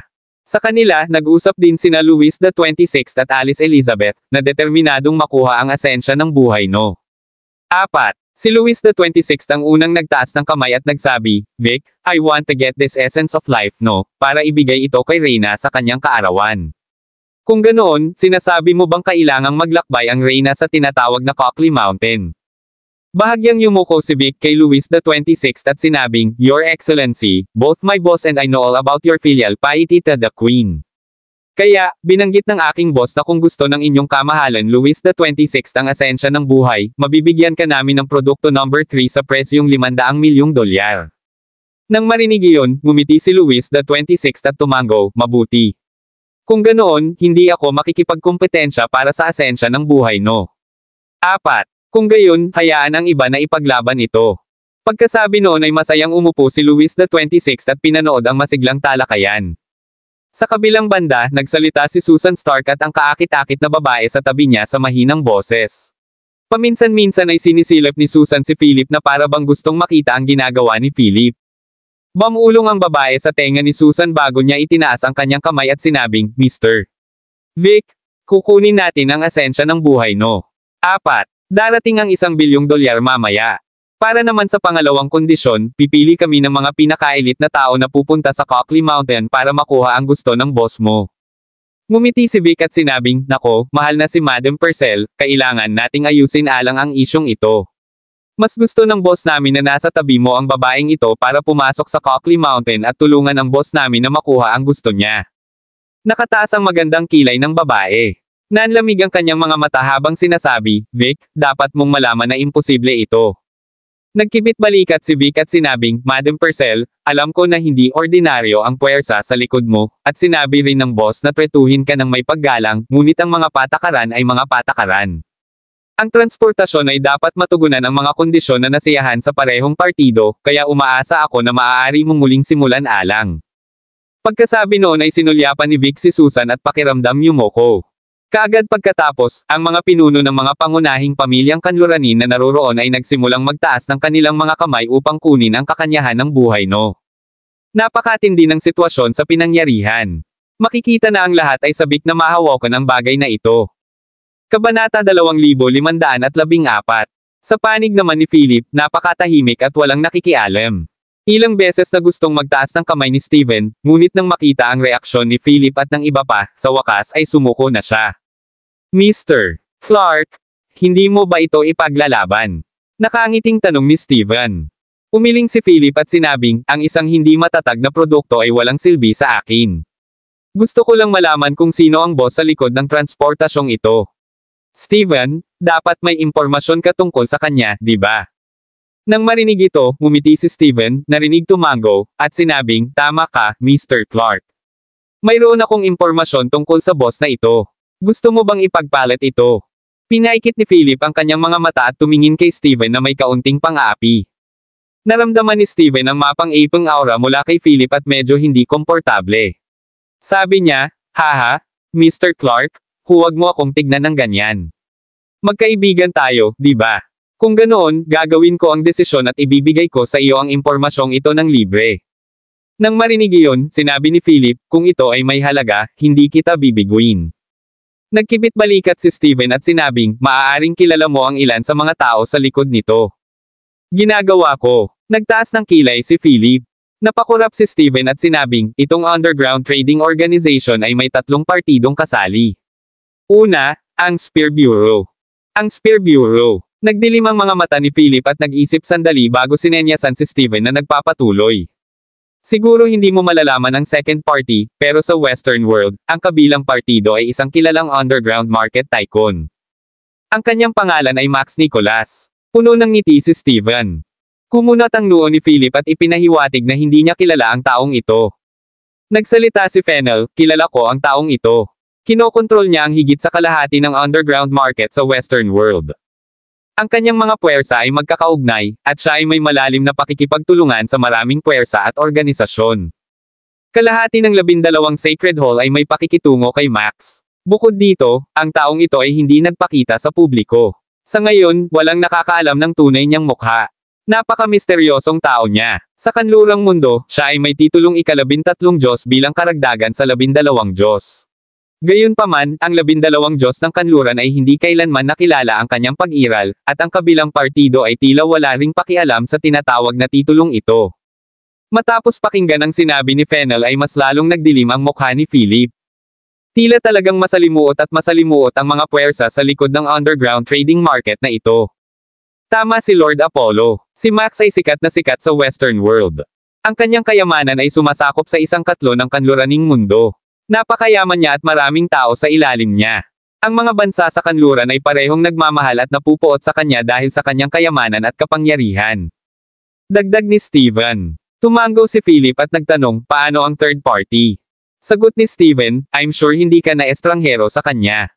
Siya ay mula sa silangan, ang Deputy Consul ng Nonagon, Cooper Berry. Kalahati ng data ng pananaliksik sa kakanyahan ng buhay ay iniambag ng Deputy Consul Cooper Berry. Cooper Berry. Nang marinig iyon, naningkit ang mga mata ni Philip. Nangangahulugan ba iyon na ipinagkanulo ni Cooper ang bansa? Sigurado ka bang ang third party ay si Cooper Berry? Tanong ni Philip. Ngumiti si Steven at sinabing, Mr. Clark, kailangan mong magtiwala sa katalinuhan ko. Ang katalinuhan ng pamilya Smith ay hindi kailanman naging mali. Pagtingin sa confident na mukha ni Steven, nagdilim ang mga mata ni Philip. Nilinggan niya si Fennel at pareho silang napangiwi. Cooper Berry, mabuti para sa iyo. Naikuyom ni Philip ang kanyang mga kamao. Sa kabilang banda, patuloy ni Vic, lahat, mayroon pa kaming 3 minuto bago namin piliin ang lahat ng mga taong sangkot at isagawa ang pagpili mamaya. Gayunpaman, bago pa man matapos magsalita si Vic, biglang sinabi ni Philip, paano tayo nakakasigurado na ang asensya ng buhay number 4 ay may epekto sa iyong binanggit? Kabanata 2515. Nang marinig ang biglaang boses na ito, itinulak ni Vic ang kanyang salamin pataas sa kanyang nose bridge habang may malabong ngiti sa gilid ng kanyang mga mata. Tumingin siya kay Philip. Hindi lang siya, kundi lahat ng dayuhan sa bulwagan ay nakatuon din ang atensyon nila kay Philip at sa kanyang barkada. Itong lalaking taga-silangan na naman. Ano ang ibig niyang sabihin sa pagtatanong nito? Ngumiti si Vic at sinabing, Sir, may duda ka ba sa essence of life number 4 natin? Bahagyang lumungkot ang mga mata ni Philip habang sinasabi, sa pagkakaalam ko, ang pananaliksik sa asensya ng buhay ay kasalukuyang nasa no. 3. Product no. 4 na ay hindi pa rin matatag. Sa pamamagitan ng pangangalakal ng test product number 4 sa sobrang pagmamadali, hindi ba ito masyadong irresponsible? Mariing sinabi ni Vic, Sir, matagumpay na nabuo ang asensya ng buhay no. Ito ay isang panloob na lihim na hindi ipinaalam sa publiko, kaya hindi ka namin sinisisi kung nagdududa ito. Gayunpaman, maaari kong sabihin sa iyo nang may katiyakan na ang kakanyahan ng buhay number 4 ay na-certify ng aming mga kaugnay na institusyon at masisiguro. Anong garantiya? Since it's your institution, you can say whatever you want, malamig na sagot ni Philip. Napakunot-noo si Vic sa sinabi ni Philip. Muli niyang itinulak ang salamin niya at malamig na sinabi, Sir, kung ayaw niyo pong sumali, you can choose to observe from the side. Kung gusto mong magdulot ng gulo, mangyaring isuko ang ideyang ito. Ito ay isang underground trading venue. Sana ay walang anumang hindi kailangang gulo. Ang iba pang nanunood na mga dayuhan ay pinayuhan si Philip sa oras na ito. Damn Eastmers, kulang pa rin ang iyong teknolohiya, kaya sa halip ay nagdududa ka sa kanluran. Anong kasuklam-suklam? Hehe, kung wala kang kailangan, huwag kang makisali. Bilisan mo at mawala ka, basura ka. Tama na yan. Naniniwala kami kay Vic, tumahimik ka. Sa harap ng mga pasaway ng lahat, napangiti si Vic. Hindi niya pinansin si Philip at nagpatuloy, lahat, magsisimula tayo ngayon. Gayunpaman, nang matapos siyang magsalita, itinaas ni Philip ang kanyang kamay nang walang pakialam at sinabing, $1 bilyong lang ito, kaya ko naman. Gayunpaman, para sa pangalawang kondisyon, kailangan kong makita ang boss sa likod mo bago ako magdesisyon. Sa sandaling sinabi ang mga salitang ito, lahat ng mga dayuhang naruroon ay tumingin kay Philip nang may pagtataka. Ano? Ang tila ordinaryong taga-silangan na ito ay nagsabi na ito ay $1 bilyong lamang. At saka, nakipag-bargain pa siya para makilala ang amo sa likod ni Vic. F***, molditik ang Easterner. Masyado kang mayabang. $1 bilyong lang. Kung may kakayahan ka, alisin mo na. Isang grupo ng mga tao ang nagsimulang magmura ng malakas, at maging si Steven ay bumulong, Mr. Clark, huminahon ka. Huwag maging walang ingat. Ang mga taong ito dito ay hindi ganoon ka-simple, at maraming maharlika sa paligid. Kung sasaktan mo ang napakaraming maharlika ng sabay-sabay, ang kahihinatnan ay magiging mapaminsala. Hindi pinansin ni Philip si Steven at nagpatuloy ng mahina, Mr. Vic, ano sa tingin mo? Tiningnan ng masama ni Vic si Philip bago ito bumulong sa katabi niya. Tapos, ngumiti siya at sinabing, dahil gustong sumali ng ginoong ito, syempre hindi kami tatanggi. Gayunpaman, ang pangalawang kondisyon ay hindi mapag-usapan. Kabanata 2516. Pagkatapos sabihin iyon, naglabas si Vic ng pulang reagent syringe at sinabing, ang taong nakakuha ng asensya ng buhay number 4 ay iturok ng pulang potion on the spot. Huwag mag-alala, hindi ito nakakalason at hindi nakakapinsala. Ito ay isang stimulant lamang na kailangang iturok paminsan-minsan. Hanggat nasusunod ang utos ng amo, maaari kang mamuhay ng malusog. Ito ay katulad ng pagiging isang pupe sa ilalim ng kontrol ng isang tao. Karamihan sa mga tao sa pinangyarihan, gayunpaman, ay naaakit sa kakanyahan ng buhay number 4 na maaaring makapagpaantala ng pagtanda sa loob ng 15 taon. Maraming tao ang nag-aagawan para sa iniksyon, na gustong maging pupe ng amo sa likod ni Vic. Gayunpaman, ang ilang mga tao ay nagsimulang umatras at naging maingat. Sa pagkakataong ito, tumingin si Vic kay Philip at sinabing, Sir, gusto mo pa bang sumali? Mahinahong sabi ni Philip, no need. Ngayong gabi, walang makakagawa ng deal sa iyo maliban sa akin. Sa mga salitang iyon, nanginginig ang mukha ni Vic sa pagtataka. Hindi rin maintindihan ng ilan sa mga dayuhan ang kanyang kahulugan. Gayunpaman, hindi nagtagal, itinulak ang pinto ng inner hall. Pumasok ang isang matangkad na medyo may edad na lalaki. Sa sandaling lumitaw siya, ang kapaligiran sa panloob na bulwagan ay kumulo. Diyos ko, ito ay Buffer. Anong ginagawa niya dito? Buffer, ang stock god. Mayroon siyang $100 bilyong na mga ari-arian. Nang makita ni Vic ang lalaking pumasok ay dumilim ang mukha nito. Magsasalita pa sana siya nang makita niya si Buffer na tumatakbo palapit kay Philip na puno ng tuwa at pinanibik ang mukha. Pagkatapos, nakipagkamay si Buffer kay Philip na tuwang-tuwa bago siya tumayo sa tabi ni Philip na parang isang utusan. Magalang niyang sinabi, Young Master Clark, natupad ko na ang iyong mga utos. Bahagyang tumango si Philip. Napanganga ang lahat sa eksenang ito. Si Walter Buffer, ang stock god ng kanluran, ay talagang gumagalang sa isang lalaking taga-silangan. Oh my God, ano itong nakikita ko? Talaga bang tinatrato ni Buffer ang isang taga-silangan na may ganoong paggalang? Hindi ito totoo. Sino ang taga-silangan na iyon? Nagbulungan na naman ang lahat. Tumingin si Vic kina Philip at Buffer, habang nakangiti, Mr. Buffer, hindi ko inaasahan na bibisita ka sa aming underground trading market. Hindi pinansin ni Buffer si Vic bagkus na natili sa tabi ni Philip. Maangas niyang sinulyapan ang lahat at sinabing, lahat ng ari-arian mo ay nakuha ko na. Sa madaling salita, si Young Master Clark lang ang nakikita para sa underground trading ngayong gabi. Sa sandaling sinabi niya iyon, ang buong bulwagan ay nagkagulo. Biglang tumunog ang mga cellphone ng maraming tao sa ganitong oras. Matapos nilang sagutin ang mga tawag, nakatanggap sila ng balita na nakuha na ang lahat ng ari-arian ng kanilang pamilya. Sa madaling salita, ang mga taong naruroon ngayon ay hindi makakakuha ng $1 bilyong sa isang maikling panahon. Labis na dumi ang mukha ni Vic. Tumingin siya kay Philip at sinabing, kaya, ang iyong background ay hindi pangkaraniwang. Ang sino mang makapagpapagawa nito kay Buffer ay tiyak na hindi ordinaryong tao. Anak ba siya ng isa sa mga dakilang pamilya sa silangan? Mahinahong sinabi ni Philip, gusto kong makita ang boss sa likod mo. Si Vic ay nahuli sa isang passive state. Dahil sa kasalukuyang sitwasyon at pressure, kinailangan niyang i-dial ang internal number at makipag-ugnayan sa kanyang amo. Matapos makakuha ng tugon, ngumiti si Vic at sinabi kay Philip, Mr. Clark, sabi ng boss ko pwede ka daw niyang makilala. Sumama ka sa akin. Tumayo si Philip at malapit sa likod niya si Fennel. Gayunpaman, huminto si Vic at sinabing, Mr. Clark, sabi ng amo ko makikita ka lang niya. Panipi. Kabanata 2517. Kumunat ang noo ni Philip at sinabi sa katabi niyang si Fennel, tama na. Pupunta ako at tingnan ang sarili ko. Sumimangot din si Fennel at sinabing, mag-ingat ka. Tumango si Philip at tumalikod upang sundan si Vic palabas ng inner hall papunta sa pinakaloob na bahagi ng Kestor Manor. Dito, napakahigpit ng seguridad. Isang armadong gwardya ang makikita bawat 2 metro ang pagitan. Bukod dito, ang buong lugar ay labis na ipinagtanggol, napapaligiran ng matataas na pader na may mga machine gun at radar network. Sinundan ni Philip si Vic sa isang napakagandang suite na pinalamutian ng napakarangal. Maraming mga electronic display screen ang natagpuan sa suite na nagpapakita ng lahat ng sulok ng manor, kabilang ang mga aksyon ng lahat sa loob ng bulwagan. Sa gitna ng suite, sa likod ng mamahaling mesa sa tabi ng mga French windows, isang mataba na nasa katanghaliang gulang na lalaki na nakasuot ng madilim na pulang plaid na pijama ang nakaupo sa isang upuan na humihit-hit ng tabako. Walang pakialam ang kanyang mga mata habang nakatingin kay Philip at Vic na naglalakad sa pintuan. Boss, andito na po ang bisita, magalang na sabi ni Vic sa matabang lalaki. Bumangon sa upuan ng matabang lalaki nang pumasok si Philip ngunit mukhang clumsy. Tinulungan siyang tumayo ng 2 hot na babaeng nakabikini sa tabi niya.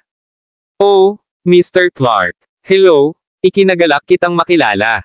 Sinalubong ng matabang lalaki si Philip na may ngiti sa labi at ibinuka ang kanyang mga braso, gustong yakapin si Philip. Napaatras ng kalahating hakbang si Philip at umiwas sa yakap. Gayunpaman, tila walang pakialam ang kabilang partido. Ngumiti siya at nag-wave ng kamay kay Vic bilang pahiwatig na umalis na siya. Sa sandaling ito, malamig na nagtanong si Philip, ikaw ba si Max Nicholas? Ganito ba si Max? Ito ay wala sa inaasahan ni Philip.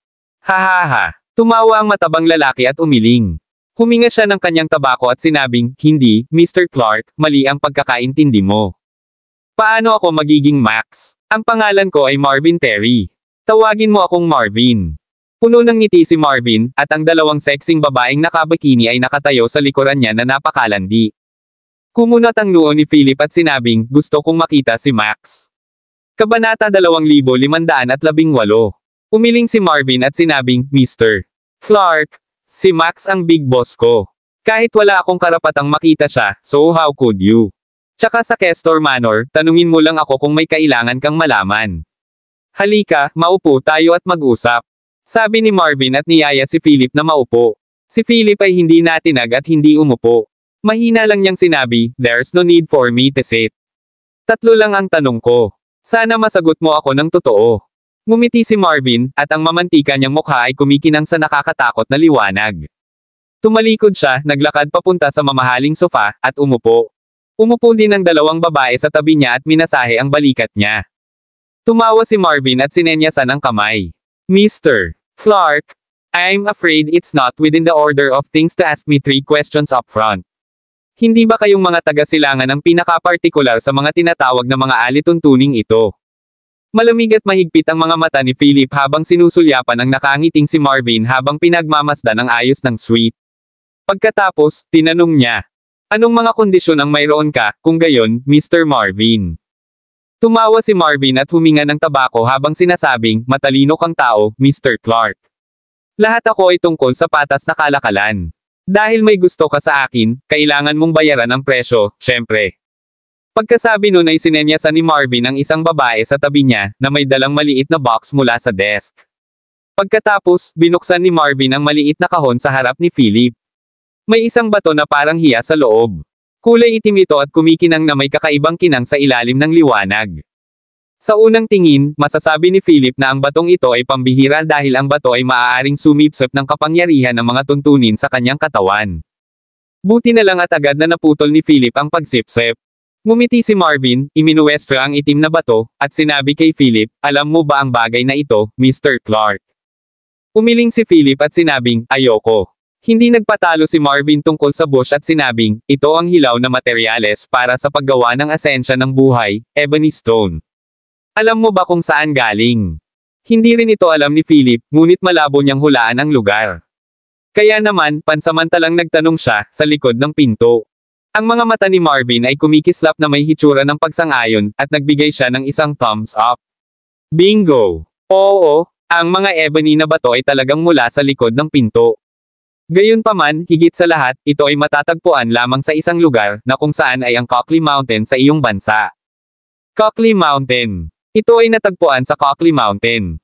Nagulat si Philip. Sa madaling salita, karamihan sa asensya ng buhay ay ginawa sa Orienta. Paano mo nagawa ang pagsasaliksik sa kakanyahan ng buhay, kung gayon? Tanong ni Philip. Gayunpaman, sa sandaling itanong niya ang tanong na ito, pinagsisihan niya ito. Cooper Berry. Natatawang sabi ni Marvin, you're on a roll. Tama, si Deputy Consul Cooperi ang nagbibigay nito sa ating institusyong buwan-buwan. Kung tungkol sa kakanyahan ng buhay na ginawa ng 12 Sacred Hall, natatakot ako na ang pinagmulan ng mga ebony na bato ay sa pamamagitan din ng pakikipag-ayos sa isang tao mula sa iyong bansa.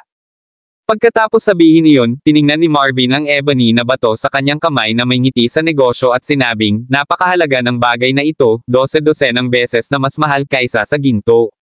Ang isang maliit na piraso sa aking kamay na tulad nito ay hindi lamang ng 5 milyon. At pagkatapos na gawin itong asensya ng buhay, tataas ng 12-dosenang beses ang profit margin. Pagkasabi noon ay tumingin si Marvin kay Philip, at hindi na halata ang kahulugan nito. Gusto mo kumuha ako ng mga ebony stone para sa iyo? Tanong ni Philip. Natawa si Marvin at sinabing, ang sarap makipag-usap sa matatalinong tao, Mr. Clark, tama ka. Gusto kong makatrabaho ka. As long as you provide me with such a small piece every month, we can be close friends. At saka, bibigyan kita ng 30% ng kita ano sa palagay mo. Kumunat ang noo ni Philip, nag-isip tungkol dito, at sinabing, walang paraan na makakakuha ako ng mga ebony na bato para sa iyo. Ang Cockley Mountain ay isang sagradong lugar sa ating bansa. At saka, hindi ako makakapasok sa Cockley Mountain pansamantala, kaya hindi ko sila makukuha para sa iyo. Hindi naman nagmamadali si Marvin. Itinabi niya ang bato at nakangiting sinabi, mali ang pagkakaintindi mo, Mr. Clark. Hindi ko hinihiling na pumayag ka ngayon. Kapag may pagkakataon kang makapasok sa Cockley Mountain, kumuha ka lang ng ilang maliliit na piraso para sa akin. Paano kung ganoon? Kabanata 2519. Saglit na natahimik si Philip habang tumingin siya kay Marvin at sinabing, may iba ka pa bang kondisyon? Ngumiti si Marvin at sinabing, kaya ko, at sigurado akong magagawa mo ito. Ano ito? Tanong ni Philip. Sinabi ni Marvin, maaari mong kunin ang asensya ng buhay sa panloob na bulwagan at huwag pansinin ang iba pang reagent, ngunit kailangan mong ipangako sa akin ang isang bagay. Same time na sinabi ni Philip, hindi ako gagawa ng anumang bagay para ipagpatuloy ang aking bansa. Kung gusto mong bigyan kita ng anumang impormasyon, walang deal. Napangiti si Marvin at sinabing, na misunderstood mo, Mr. Clark. Ang gusto kong sabihin ay kung mahihirapan ako isang araw sa hinaharap, sana ay matulungan mo ako. Nang marinig ito, kumunat ang noo ni Philip at sinabing, ito lang. Sabi ni Marvin, oo. Napaisip si Philip at pumayag. Pagkatapos, lumuwag ang matabang katawan ni Marvin. Umupo ulit siya sa sofa, pagkatapos ay sinenyasan si Philip at sinabing, Mr. Clark, kung mayroon kang anumang mga katanungan, maaari mo silang tanungin ngayon. Tanong ni Philip, kailangan kong malaman ang impormasyon tungkol sa dalawang babaeng iyon at sa organisasyong nasa likod nila. Habang nagsasalita si Philip, itinuro niya ang isang electronic screen na nagpapakita ng panloob na bulwagan sa real time. Nakita sina Susan Stark at Madam Purcell. Sinulyapan ito ni Marvin, at ang masayang tingin sa kanyang mukha ay napawi habang ang isang madilim na ekspresyon ay nawala sa isang iglap, sabi niya. Mr. Clark, hindi ko masasagot ang tanong na ito, baguhin ito. Napakunot noo ni Philip nang makita ang halatang takot at pangamba sa mukha ni Marvin. Tila napakalaki ng organisasyon sa likod ni Susan Stark at Madam Purcell kaya ang tanong na ito lang ang nagpatakot kay Marvin. Mabuti kung ganoon. Ang susunod kong tanong ay, sa pagitan ng mga puwersa sa likod nila at ng 12 Sacred Halls of the West, sino ang mas makapangyarihan? Tinuro pa ni Philip si Susan at Madam Purcell sa screen. Pinaikit ni Marvin ang kanyang mga mata habang nakangiti itong sinabi, I can accept this question. Ang 12 Sacred Hall ay medyo mababa sa kanila. Dapat kong bigyan ka ng isang piraso ng payo. Kahit na mayroon kang isang espesyal na katayuan at isang malakas na puwersa sa likod mo, talagang hindi mo dapat pakialaman sila. Ngumiti si Philip, nagpasalamat kay Marvin sa kanyang kabaitan, at sa wakas ay sinabi, dapat nasa iyo ang listahan para sa bola ngayong gabi, tama ba? Kumunat ang noo ni Marvin, tumingin kay Philip ng may kaba, at nagtanong, ano ang gusto mong gawin? Ngumiti si Philip at sinabing, gusto kong hiramin ang listahan at tingnan ito, syempre. Dapat mayroong background at pagkakakilanlan ng mga taong ito na nakalista dito. Hindi mo tatanggihan kung paano ito, di ba? Kumunat ang noo ni Marvin, at naging seryoso ang mukha. Hindi niya ito pinansin. Gayunpaman, makatwiran ang pagsunod ni Philip. Kabanata 2520. After half a beat, Marvin said, I really must applaud your wisdom. Pagkasabi niya nun, tumayo siya at pumunta sa desk niya. Ginamit niya ang susi para buksan ang ilalim na kabinet at kumuha ng listahan mula rito. Inabot niya ito kay Philip at sinabing, Mr. Clark, narito ang listahan. Hinahayaan lang kitang tingnan. Hindi na ako sasali sa kahit ano paman. Panipi. Syempre, alam ni Philip na walang gustong gawin si Marvin dito. Nang walang karagdagang ado, mabilis na binaligtad ni Philip ang listahan. Nakita niya ang pangalan ni Stephen, pati na rin ang pangalan ni Louis XXVI at Alice Elizabeth. Pagkatapos, nakita niya ang mga pangalan ni Susan Stark at Lindy Purcell. Gayunpaman, ang kanilang mga paglalarawan at background ng pagkakakilanlan ay iniwang blanko. Agad na nagdilim ang mukha ni Philip. Napasulyap si Marvin at tila napansin niya ang panlulumo ni Philip.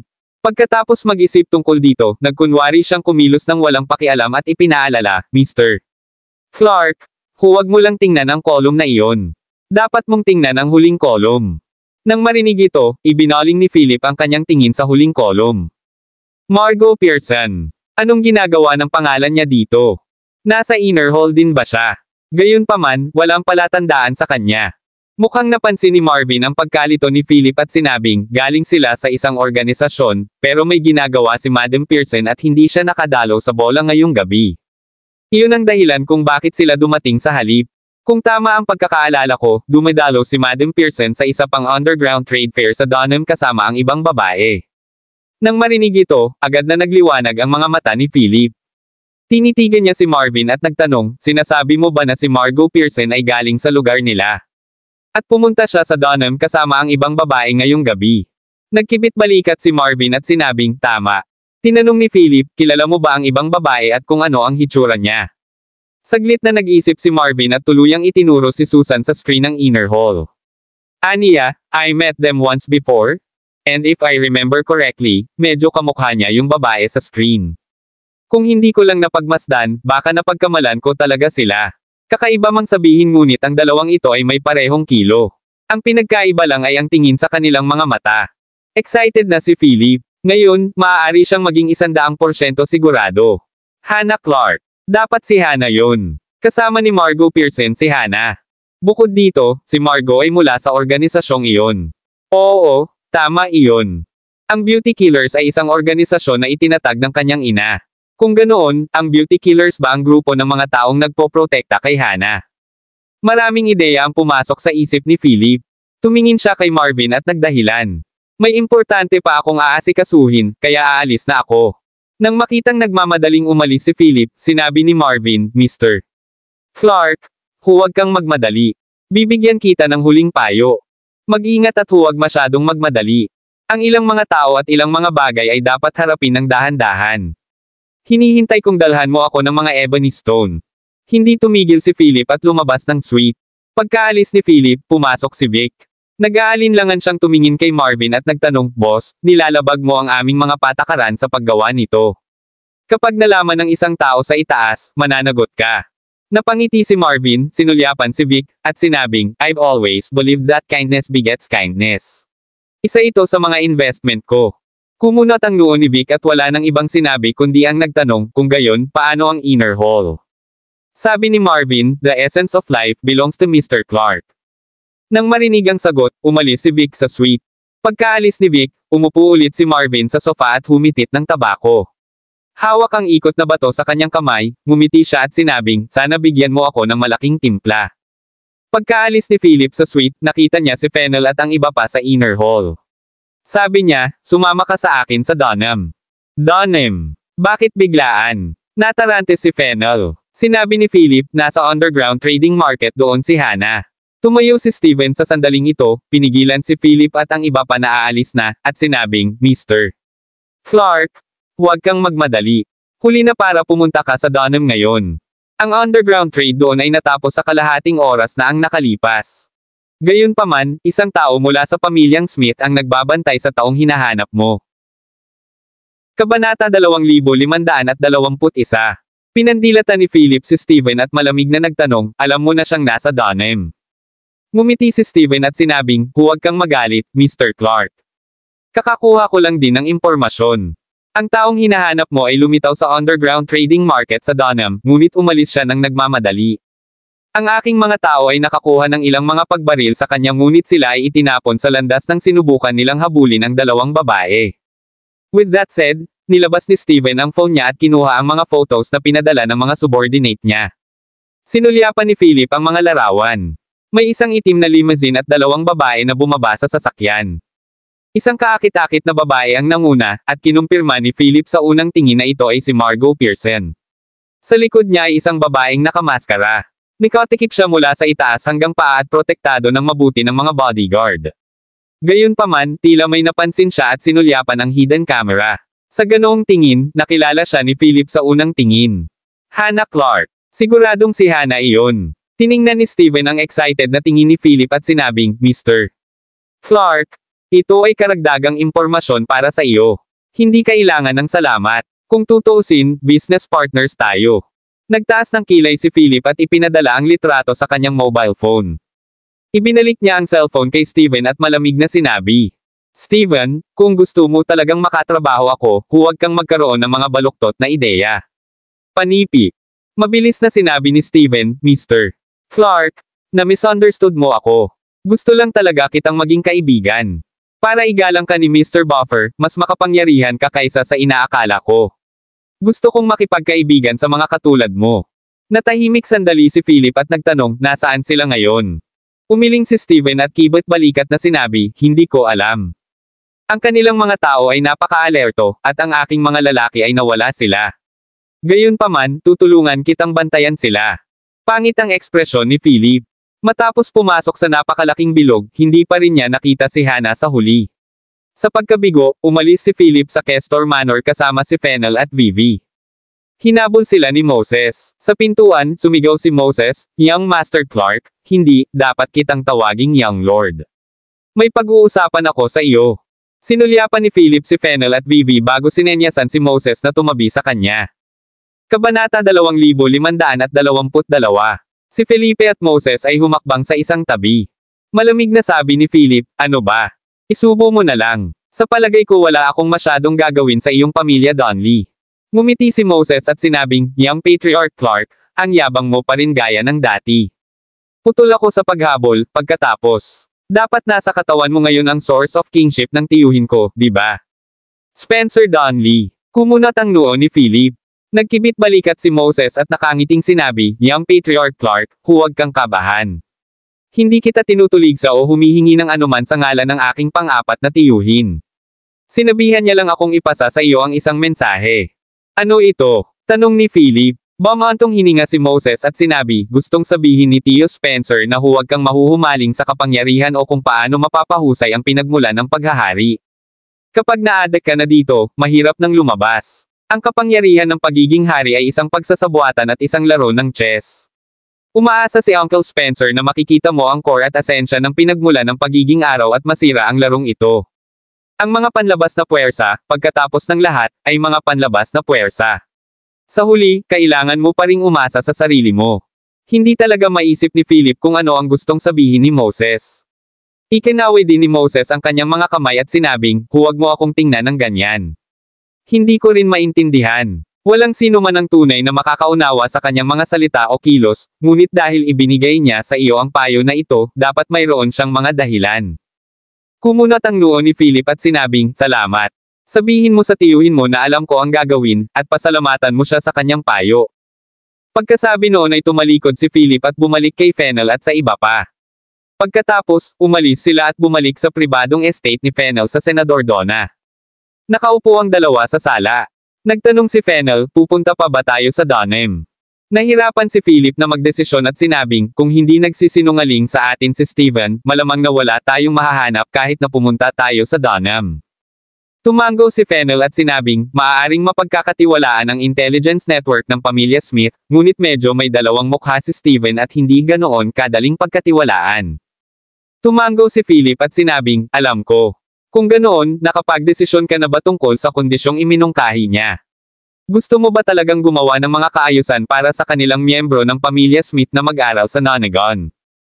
Tanong ni Fennel at humigop ng red wine sa kamay. Natahimik sandali si Philip at sinabing, walang nagmamadali. Isantibi na natin ang paggamit nito. Una, gusto kong malaman kung bakit sabik na sabik ang pamilya Smith na pumasok sa pinto para mag-aral. At saka, gusto kong imbestigahan si Steven. Sabi ni Fennel, hayaan mo akong ayusin ito. Tumango si Philip at sinabing, babalik ako sa Oriente bukas. Ang mga bagay dito ay dapat ayusin muna. Sabi ni Fennel, natatakot ako na hindi ganoon kadali. Ngayong nasaktan na natin ang Hall of the Underworld, Hall of Evil, at Hall of Death, hindi na tayo hahayaang umalis ng ganoon kadali. Ibig mong sabihin. Kumunat ang noo ni Philip. Tumawa si Fennel at sinabi kay Philip, nandito na sila. Sa sandaling sinabi niya iyon, si Philip ay sumimangot at pinalawak ang kanyang ginawang pangunawa, na kumalat sa buong pribadong manor nang wala sa oras. Kaagad, napansin ni Philip ang higit sa 100 tahimik at palihim na mga figure sa bakuran. Bukod dito, ang lakas ng mga taong ito ay hindi ganoon kasimple. Ang pinakamahina ay isang disipulo sa 3 sona. May mga disipulo pa nga sa tuktok ng 4 na sona. Walang magawa ding umiling si Fennel at sinabing, tumanggi pa rin si Vatico na sumuko. Sa puntong ito, gusto pa rin niyang ipadala ang mga taong ito sa kanilang kamatayan. Pakiramdam ni Philip ay walang magawa. Boom! Biglang nabasag ang mga bintana sa paligid ng sala. 100 ng mga lalaking nakasuot ng itim na damit ang sumugod.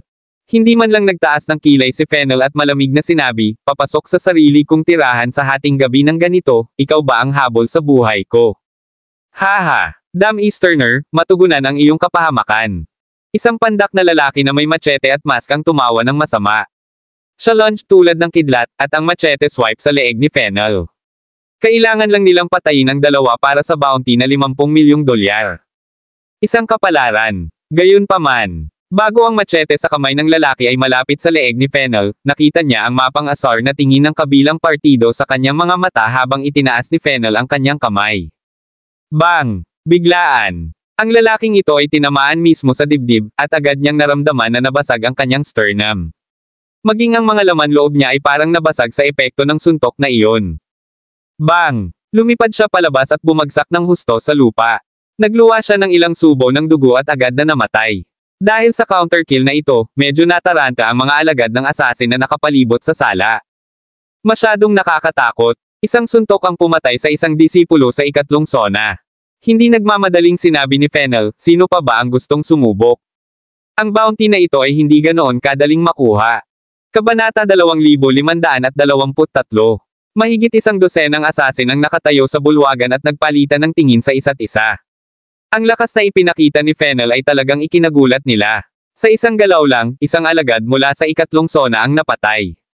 Makapangyarihan. Masyadong malakas. Ito ay dapat na hindi bababa sa lakas ng 4 na zone. Gayunpaman, hindi tinukoy ang bounty mission na ang target ay isang disipulo mula sa 4th zone. Damn it, dapat may problema sa bounty mission na ito. Ito ang nagpadala sa kanila sa kanilang kamatayan. Sabay-sabay, ang natitirang mga assassin mula sa ikatlong zone ay umatras, nagtinginan sa isa't isa, at nakipag-date na hindi humakbang. Ilang assassin lang ang nakarating sa rurok ng ikaapat na zona. Sa sandaling ito, ang kanilang mga ekspresyon ay walang malasakit habang sinulyapan ang kanilang namatay na kasama sa sahig na may nakakainsultong ngiti. Ang isa sa kanila ay isang matangkad at maitim na alagad na may mga kalamnan sa buong katawan, tulad ng isang bakulaw. Siya ay humakbang pasulong, pinisil ang kanyang mga kamao ng mahigpit, tumawa ng mapang asar, at sinabing, napakaganda. Hindi ko inaasahan na makikilala ko ang aking kapareha. Ang susunod mong kalaban ay ako, at ang 50 milyong bounty ay magiging akin. Pagkasabi noon ay isang mabangis na aura ang bumungad sa lalaki. Ang hangin sa paligid niya ay hinalo ng enerhiya mula sa kanyang katawan. Ang peak combat power ng 4th zone. Bahagyang ngumiti si Fennel at sinabing, ang bote ko ay katulad ng dati, na naghahatid ng mga bounty mission at nagpapadala ng mga tao sa kanilang kamatayan. Pagkatapos noon, mahinahong tumayo si Fennel. Ang kanyang mga mata ay malamig na nahulog sa mga alagad ng assassin habang nakangiti siyang nagtanong, gusto mo bang mamatay ng magkasama o isa-isa? F*CQ, tanga kang Easterner. Nililigawan mo si kamatayan. Sigaw ng lalaking morenong at sinuntok ang ulo ni Fennel. Kasing bilis ng kidlat ang kamao niya. Habang pumutok ito sa ulo ni Fennel, mabilis na lumaki ang kamao ng ilang beses at naging metal. Ang mga alagad ng assassin na nakatayo sa likuran ay napabuntong hininga nang makita ang pag-atake nito. Masyadong malakas. Sapat na ang suntok na ito para makabasag ng ulo ng mayabang na Easterner na iyon. Gayunpaman, ang nangyari sa susunod na segundo ay nagpakatanga sa kanila, hindi man lang naglakas loob na huminga. Iyon ay dahil nakikita ni Fennel ang kanyang kamay at sinuntok ang nakametal na kamao ng lalaking nakatand. Nang makakita ng tand na lalaki na naglakas loob si Fennel na salubungin ang kanyang suntok, sinisi niya ito at sinabing, labas ka na. Mamatay.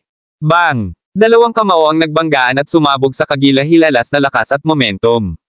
Gayunpaman, hindi lumabas ang posibleng eksenang nabasag si Fennel ng suntok. Sa halip, walang magawa ang nakatand na lalaki sa kanyang metalized na kamao habang ito ay nagkapira-piraso. Kaagad pagkatapos, isang malaking puwersa ang kumalat mula sa kanyang kamao papunta sa kanyang braso. Ang kanyang buong braso ay napunit sa napakalaking puwersang iyon sa sandaling iyon. Boom! Sa susunod na segundo, lumipad siya pabalik, nabasag ng malakas sa isang bintana, at lumipad palabas ng bintana. Natahimik ang buong lugar. Napatulala ang natitirang mga alagad ng assassin. Kabanata 2524. Walang nag-expect ng ganoong nakakagimbal na eksena. Sa labas ng bintana, ang lalaking nakatan sa tuktok ng 4th zone ay nawasak ang kanyang braso. Maging ang kalahati ng kanyang katawan ay pinaso ng itim sa sobrang lakas ni Fennel. Masyadong malakas. Isa pang suntok na ikinamatay ng isang alagad sa tuktok ng ikaapat na zona. Gaano kalakas ang taong ito? Ang bounty mission na ito ay ganap na lumampas sa inaasahan. Ito ay isang misyon na papatay sa kanila. Sa isang iglap, naisipan ng natitirang mga alagad ng assassin na tumakas. Walang ibang pagpipilian. Parang away lang ng matanda at bata. Binaluktot ni Fennel ang kanyang kamay at nakangiting sinabi, susunod, lahat kayo ay maaaring pumunta ng sabay-sabay. Nagkatinginan ang mga alagad ng assassin, at ang ilan sa kanila ay tumalikod upang tumakas. Gayunpaman, ang ilan sa kanila ay napalingon kay Philip, na kalmadong nakaupo pa rin sa sofa. Damn it, dapat silang pumatay kahit isa para maihatid ang misyon. Bukod dito, sa hitsura nito, ang lalaki sa sofa ay tila walang kapangyarihan.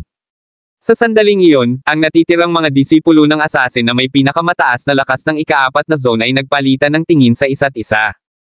Dalawa sa kanila ang sumugod papunta sa Fennel, habang ang natitirang dalawa ay sumugod kay Philip na may nakamamatay na mga galaw. Dapat nilang tapusin ito ng mabilis. Napangiti si Fennel bilang paghanga. Ang grupong ito ng mga tao ay mahusay na pinag-ugnay. Pinigilan siya ng dalawa habang inatake ng dalawa pa si Philip. Siguradong patay na ang isang normal na tao. Gayunpaman, nagkamali sila. Ang nakaupo sa sofa ay maaaring mas malakas at mas kakaiba kaysa kay Fennel. Ang dalawang mamamatay tao na disipulo ay naglunsad ng kanilang mga nakamamatay na pag-atake kay Philip. Paglapit nila kay Philip, baka sa mga mukha nila ang panunuya. Masaya nilang iniisip na magiging matagumpay ang misyon. Gayunpaman, nang ibinaling ni Philip ang kanyang ulo nang walang pakialam at tumingin sa kanila na may isang pare ng malinaw na mga mata na may pahiwatig ng ginaw, naramdaman ng dalawang disipulo na parang may nahawakan ang kanilang mga puso. Hindi na sila makahinga. Isang layunin na layunin. Napakalaking layunin ng pagpatay. Sa isang iglap, tumigil sila at gustong tumakas. Sa sandaling iyon, ang nasa isip lang nila ay tumakas. Nakakakilabot. Ang tingin lang sa kanya ay napuno ng napakalaking hangarin na patayin. Gayunpaman, huli na sila. Ginawa ni Philip ang kanyang paglipat at ginamit ang kanyang kingship energy field. Kaagad, ang lahat ng mga alagad ng assassin na nakatayo sa bulwagan ay na-freeze sa lugar. Nakapako lahat ng mga paa nila sa lupa at walang makagalaw kahit isang pulgada. Ito ang mapang ipong puwersa mula sa larangan ng enerhiya ng kaharian. Sa ilalim ng kapangyarihan ng paghahari, lahat sila ay mga langgam. Sa sandaling iyon, napagtanto ng mga alagad ng assassin na ito kung anong nakakatakot na nilalang ang dapat nilang papatayin ngayong gabi. Kapangyarihan ng pagiging hari. Diyos ko, nandito talaga sila para pumatay ng hari ng mga disipulo. Kaagad, sila ay nawasak. Kaagad pagkatapos, tumayo si Felipe, lumapit sa dalawang disipulong mamamatay tao sa tuktok ng ikaapat na sona na gustong umatras, at malamig na nagtanong, sino ang nagpadala sa iyo? Ang dalawang disipulo ay malapit nang umiyak at makasagot lamang ng matapat, ito ay isang bounty mission. Isang bounty mission. Kumunat ang noo ni Philip. Ipinaliwanag ni Fennel, ang isang bounty mission ay sikat sa Western Underworld. Hanggat ang presyo na inaalok ng taong nagbibigay ng misyon ay sapat na mataas, sinumang mamamatay tao ay maaaring kunin ito. Nang matapos magsalita si Fennel, itinaas ni Philip ang kanyang kamay at pinatay ang dalawang mamamatay tao na disipulo ng ikaapat na sona. Wala man lang naawa. Tutal, nandito ang kabilang partido para patayin siya. Kung hindi siya malupit, patay na siya ngayon. Tungkol naman sa mga natitirang assassin na may iba pang lakas, napakunot ang noo ni Philip at sinabing, iiwan ko sila sa iyo. Bahagyang ngumiti si Fennel at sinabing, mabuti na lang at kulang ang lab sa base camp ko sa isang batch ng guinea pig, kaya pwede na kayong kumuha sa lugar na iyon. Kabanata 2525. Kinilabutan ng mga natitirang killer nang makita nila ang inosenteng ngiti ni Fennel. Ano ang ibig niyang sabihin doon? Ang kanyang lab ay kulang ng isang batch ng guinea pig. Agad na nabaliw ang grupong ito ng mga tao. Ito ay dapat na ang demonyo mismo. Dapat silang makatakas. Kaagad pagkatapos, desperadong sinubukan ng mga pumatay na tumakas, ngunit nakaharap sila sa Diyos ng araw, si Fennel Lay. Wala pang isang minuto, ibinaba ang mga pumatay at bumagsak sa lupa na humahagulgol. Hindi sila pinatay ni Fennel dahil mayroon pa siyang gamit para sa kanila. Di nagtagal, natanggap ni Hans ang utos at nagmamadaling pumunta sa manor kasama ang kanyang buong armadong pangkat upang ibalik ang grupo ng mga disipulo. Tumayo si Philip sa manor, tumingin sa langit, at sinabi kay Fennel na umakyat sa likuran niya, mukhang kawili-wili ang bounty mission na ito. Ngumiti si Fennel at sinabing, gusto mo rin bang mag-issue ng misyon? Humalaklak si Philip at sinabing, dahil ang kabilang partido ay gumamit ng kalokohang panlilinlang, bakit hindi ako? Pagkatapos, sinabi ni Philip, mag-aalok ako ng $100 milyong. Ang misyon ay salakayin at patayin ang mga tao ng Hall of Evil. 100,000 para sa pagkasugat ng isa, at 1,000,000 para sa pagpatay ng isa. Kung papatayin nila ang isang banal na sugo, ito ay hindi 10 milyon. Kung nagawa nilang patayin ang Evil God Vatico, magdadagdag pa ako ng 500 milyon. Sa sinabi nito, isang lamig ang bumalot sa buong manor. Pagkaraang marinig ito, mukhang nabigla si Fennel bago niya sinabing may panunuya, sa ganitong bilis, natatakot ako na ang Hall of Evil ay magiging target sa kanluraning mundo na gustong tunguhin ng lahat. Ngumiti si Philip at sinabing, iyan ang gusto ko. Tuwang-tuwa rin si Fennel. Naisip niyang gawin ito dati ngunit hindi niya magawa dahil sa kanilang mga paghihigpit. Gayunpaman, iba si Philip. Nag-aalok siya ng $600 milyong sa isang shot. Talagang ito ang pinakamataas na gantimpala sa mga bounty mission sa Western Underworld. Sa oras na iyon, tiyak na magkakaroon ng hindi mabilang na mga desperado na lalaban ng ngipin at kukulaban sa Hall of Evil para sa bounty. Maaari itong isipin na sa oras na iyon, ang Hall of Evil ay magiging isang piraso ng karne sa mata ng lahat. Siguradong napahamak si Vatico sa pagkakataong ito. Nang gabing iyon, gamit ang lihim na channel sa Hall of the Sun, naglabas si Fennel ng misyon sa bounty platform sa Western Underworld. Maraming salamat mga ka-master sa walang sawang pagsusubaybay, isang like, share, and subscribe naman dyan mga ka-master. Abangan ang susunod pang mga kabanata.